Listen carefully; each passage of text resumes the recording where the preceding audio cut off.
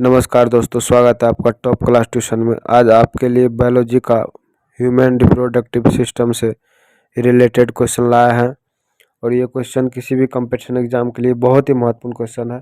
आप लोग इस सेशन को लास्ट तक देखिए और प्रत्येक क्वेश्चन का आप लोग जवाब देने का कोशिश कीजिए। देखिए क्वेश्चन नंबर 1 में क्या कह रहा है, ध्यान से देखिए। क्वेश्चन नंबर 1 कह रहा है आपको कि पुरुष जनन तंत्र में शुक्राणु कहाँ बनते हैं? मूत्राशय में, विरेचन में, या शुक्रवाहिका में, या अंडकोश में? कहाँ बनता है शुक्राणु? कहाँ बनता है शुक्राणु? बनता है, बताइए। विरेचन में बनता है। कहाँ पर? विरेचन में। और विरेचन का इमेज कहाँ है? ये देख लीजिए, आप लोग को हम बता देते हैं। विरेचन का इमेज जो है, देखिए आपको, ये हो गया विरेचन। ये जो है, ये छोटा सा भाग, एक मिनट, ये जो दिख रहा है ये भाग, ये विरेचन का भाग है। ये क्या है? विरेचन। आप लोग इमेज सहित, फिगर सहित देखते चलिए और समझते चलिए, याद करते चलिए। सेशन अच्छा लग रहा है तो हमारे चैनल को सब्सक्राइब भी कर दीजिए, ठीक है। पहला नंबर क्वेश्चन हो गया। दूसरा में कह रहा है अंडो उत्सर्ग किस अंग से होता है? मतलब अंडा जो बनता है वो कौन से अंग से बनता है? गर्भाशय से, डिंबवाहिनी से, अंडाशय से, योनि से? तो कहाँ से बनता है? वो बनता है अंडाशय से, ठीक। अंडाशय क्या होता है, वो कैसा होता है? देखिए, अंडाशय फीमेल में होता है और मेल में शुक्राणु होता है। ये बात को आप लोग को ध्यान में रखना। तो अंडाशय कहाँ होता है? वो देखिए, ये जो दिख रहा है आप लोग को, ये भाग दोनों तरफ, ठीक है, एक जोड़ी अंडाशय होता है, ठीक। अंडाशय तो लाखों की संख्या में होता है, लेकिन दोनों भाग अंडाशय बनता है, ठीक है। इस बात को आप लोग को ध्यान में रखना है। नेक्स्ट क्वेश्चन देखते हैं। कह रहा है निषेचन, फर्टिलाइजेशन सामान्यतः कहाँ होता है? अंडाशय में, गर्भाशय में, डिंबवाहिनी में, या मूत्राशय में? निषेचन की जो घटना होती है, निषेचन की घटना कहाँ होती है? आप लोग को बता दें, निषेचन की जो घटना होती है वो होती है कहाँ? डिंबवाहिनी में। कहाँ पर? डिंबवाहिनी में। और डिंबवाहिनी कहाँ है? देखिए, इस भाग को पूरा हम क्या कहते हैं? डिंबवाहिनी कहते हैं। यहाँ लिखा हुआ है डिंबवाहिनी नलिका, मतलब इस भाग में ही निषेचन की क्रिया संपन्न होती है, ठीक। नेक्स्ट क्वेश्चन चलते हैं, क्वेश्चन नंबर 4। इसमें क्या कह रहा है? देखिए, इसमें कह रहा है कि भ्रूण का विकास कहाँ होता है? डिंबवाहिनी में, या अंडाशय में, या गर्भाशय में, या मूत्राशय में? कहाँ होता है भ्रूण का विकास? तो भ्रूण मतलब शुरुआती अवस्था बच्चा का, जो गर्भाशय में होता है। ये आप लोग को इमेज में भी दिख रहा होगा, ठीक है। ये गर्भाशय का ही इमेज है। किसका इमेज है? ये भाग जो है, ये गर्भाशय का ही इमेज है, ठीक। नेक्स्ट क्वेश्चन चलते हैं, क्वेश्चन नंबर 5। इसमें क्या कर रहा है? देखिए, क्वेश्चन नंबर 5 में कह रहा है महिला जनन तंत्र में गर्भाशय का कार्य क्या होता है? मतलब गर्भाशय जो होता है महिला में, उसका क्या काम होता है? ऑप्शन ए निषेचन करना, अंडाणु बनाना, भ्रूण का पोषण व संरक्षण करना, या फिर मूत्र निष्कासन करना। तो इसका सही जवाब हो जाएगा भ्रूण का पोषण व संरक्षण करना। भ्रूण मतलब ये जो बच्चा दिख रहा है, ये शुरुआती अवस्था का जो बच्चा है, इसी को कहा जाता है भ्रूण, ठीक है। तो गर्भाशय का क्या काम होता है? भ्रूण का पोषण करना और संरक्षण करना। ये किसका काम होता है? गर्भाशय का काम होता है, ठीक। नेक्स्ट क्वेश्चन देखते हैं, क्वेश्चन नंबर 6। शुक्राणु किस अंग से बाहर निकलते हैं? शुक्राणु किस अंग से बाहर निकलते हैं? मूत्र मार्ग से, अंडाशय से, डिंबवाहिनी से, या फिर विरेचन से? शुक्राणु कहाँ से? आप लोग कमेंट करते हुए भी आप लोग बताते चलिए। शुक्राणु जो निकलता है किस भाग से निकलता है, बताइए। ये वह निकलता है शुक्राणु किस अंग से बाहर निकलता है? तो ये निकलता है विरेचन से। कहाँ से? विरेचन से, ठीक। क्या हो जाएगा इसका सही जवाब? विरेचन हो जाएगा। इसमें जो गलती लिखा हुआ है, किस अंग से कह रहा है, ठीक है, किस रास्ते से नहीं कह रहा है। शुक्राणु किस अंग से कह रहा है, ये कह रहा है। इसका सही जवाब हो जाएगा विरेचन, ठीक है। जो विरेचन दिख रहा है इसमें, इसमें विरेचन आप लोग को नहीं दिया हुआ है, ठीक है। लेकिन ऊपर में जो हमने पढ़ाया था विरेचन आपको, उसी से शुक्राणु निकलता है, ठीक। ये बात आप लोग याद रखिएगा ध्यान से। मूत्र मार्ग से मूत्र निकलता है, ठीक। उसके बाद देखिए, टेस्टोस्टेरोन हार्मोन कहाँ से स्रावित होता है? अंडाशय, विरेचन, कहाँ से? अंडाशय से, विरेचन से, पिनियल ग्रंथि से, या फिर अधिवृक्ष से। टेस्टोस्टेरोन कहाँ से निकलता है? टेस्टोस्टेरोन कहाँ से? विरेचन से। कहाँ से? विरेचन से, ठीक।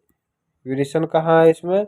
विरेचन अभी आप लोग को हमने बताया है, ये क्या है? ये विरेचन है, ठीक है। इसको विरेचन कहा जाता है। क्वेश्चन नंबर 8 में देखिए, महिलाओं में अंडोत्सर्ग सामान्यतः किस दिन होता है?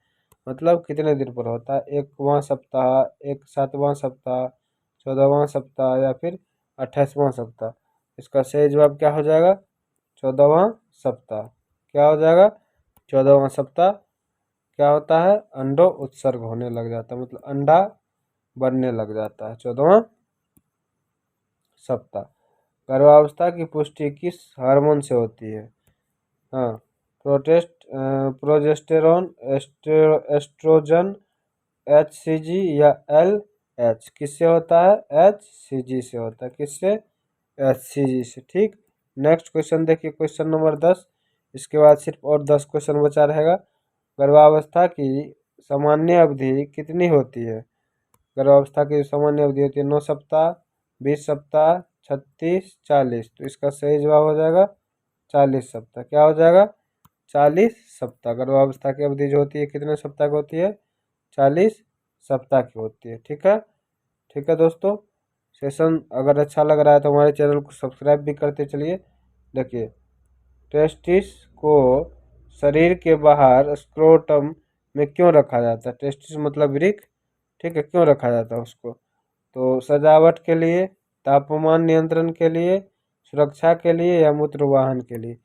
मूत्रवाहन के लिए नहीं, तापमान नियंत्रण के लिए, क्योंकि अगर वो ज़्यादा हीट होगा तो स्पर्म निकल जाएगा। इसीलिए शरीर के तापमान से उसका तापमान क्या होना चाहिए? कम होना चाहिए। स्पर्म के अग्रभाग में कौन सा एंजाइम होता है? स्पर्म के अग्रभाग में ट्रिप्सन, हाइल्यूरोनिडेस, या एमाइलेज, या लाइपेज। क्या रहता है? ऑप्शन नंबर बी सही जवाब हो जाएगा, ठीक। नेक्स्ट क्वेश्चन नंबर 13 देखिए। 13 में क्या कह रहा है? ध्यान से देखिए, प्लेसेंटा किसका संयोजन है? प्लेसेंटा जो किसका संयोजन है? भ्रूण और माँ का, अंडाशय और भ्रूण का, माँ और पिता का, केवल भ्रूण का। तो इसका सही जवाब ए क्या हो जाएगा? ए भ्रूण और माँ का। प्लेसेंटा जो उदाहरण है, संयोजन है वो इसी का, ठीक है। नेक्स्ट क्वेश्चन देखिए, रजोनिवृत्ति किसे कहते हैं? ठीक, मासिक धर्म का आरंभ, अंडाणु बनने की प्रक्रिया, मासिक धर्म का स्थायी बंध, या फिर अंडो उत्सर्ग। तो इसका हो जाएगा मासिक धर्म का स्थायी बंध, तब जाकर के रजोनिवृत्ति उसको कहा जाता है, ठीक है। पुरुष प्रजनन में सहायक ग्रंथियां कौन सी है? पुरुष प्रजनन में थायराइड ग्रंथि, प्रोटेस्ट, अधिवृक्क, या पीयूष ग्रंथि। पुरुष प्रजनन में कौन सा ग्रंथि सहायक है? कौन सा ग्रंथि सहायक है? प्रोटेस्ट और कॉपर ग्रंथि। कौन सा ग्रंथि? प्रोटेस्ट और कॉपर ग्रंथि। यह बात याद रखना है ध्यान से, ठीक है। नेक्स्ट क्वेश्चन नंबर 16 देखिए, महिला जनन अंग में सबसे बाहरी अंग कौन सा है? गर्भाशय, अंडाशय, योनि, डिंबवाहिनी। इसका सही जवाब हो जाएगा योनि। अब देखिए योनि क्या होता है, यहाँ पर देखिए ध्यान से, आप लोग को समझाते हैं, ठीक है। देखिए, योनि इस भाग को कहते हैं, लिखा हुआ है योनि छिद्र, इस भाग को योनि कहते हैं, ठीक है।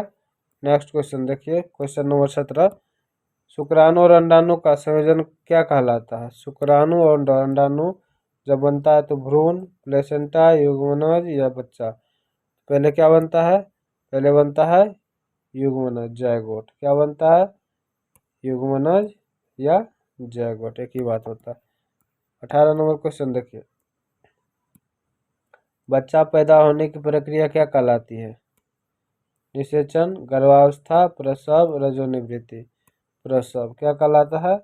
प्रसव। जब बच्चा पैदा होने लगता है और यह होने के बाद क्या कहा जाता है? रजो प्रसव। सॉरी रजो ने पुरुषों में एक दिन में कितने शुक्राणु बन जाते हैं? एक दिन में कितना? 100, 1000, लाख, करोड़। क्या हो जाएगा? कमेंट बॉक्स में भी बताते चलिए आप लोग। करोड़ों, एक दिन में करोड़ों शुक्राणु बन जाता है। नेक्स्ट क्वेश्चन देखिए, मासिक धर्म चक्र की औसत अवधि क्या होगी? मासिक धर्म चक्र की जो अवधि है क्या होगी बताइए? क्या होना चाहिए? ये 28 दिन का होना चाहिए। ठीक है, ये सेशन दोस्तों अगर आप लोग को अच्छा लगा है तो ज़रूर सब्सक्राइब कीजिए और अपने लाइक करके अपने दोस्तों को सबको शेयर कीजिए। और आप लोग अगल देखते रहिए टॉप क्लास ट्यूशन। ठीक है,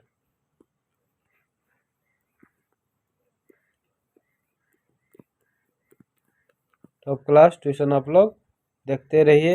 अपने कंपटीशन संबंधित हर एक सब्जेक्ट यहाँ पर पढ़ाया जाता है। बायोलॉजी हो गया, उसके बाद हिस्ट्री सोशल साइंस का सारा हो गया, मैथ हो गया, रीजनिंग हो गया, जीके जीएस हो गया, ये सारा चीज़ पढ़ाया जाता है। तो आप लोग इस चैनल को सब्सक्राइब करके बेल आइकन का घंटी दबा दीजिएगा और अपने दोस्तों को शेयर कर दीजिएगा। Thank you.